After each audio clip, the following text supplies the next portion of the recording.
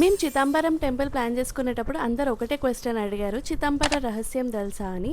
నా ప్రీవియస్ వీడియోలో చెప్పా కదా, ఒక మిస్టీరియస్ టెంపుల్కి వెళ్తున్నామని. అదే తిల్లై నటరాజ టెంపుల్. అసలు చిదంబరం టెంపుల్లో ఉన్న చిదంబర రహస్యం ఏంటి అది చూడడానికి మేము పాండిచ్చేరి నుంచి డైరెక్ట్గా ఇక్కడికి వచ్చేసినాం. సో మేము day to half day Pondicherry explore చేశాక ఆఫ్టర్నూన్ అరౌండ్ 3 PM అయితే మేము చిదంబరం స్టార్ట్ అయ్యాం. అరౌండ్ 5:30 PM అయితే మేము చిదంబరం రీచ్ అయ్యి ఫేమస్ నటరాజ స్వామి టెంపుల్ దర్శనంకి అయితే వెళ్ళిపోయాం. మాకు దర్శనానికి అయితే హార్డ్లీ 15 to 20 minutes అయితే పడింది.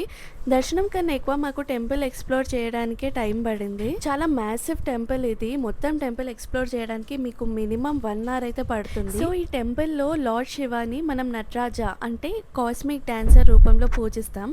అలాగే ఈ టెంపుల్లో ఇంకో స్పెషల్ అట్రాక్షన్ ఉంది, అదే చిదంబర రహస్యం. మీరు గర్భగుడిలోకి వెళ్ళాక నటరాజ స్వామి విగ్రహం పక్కనే కర్టెన్ వేసి ఒకటి ఉంటుంది.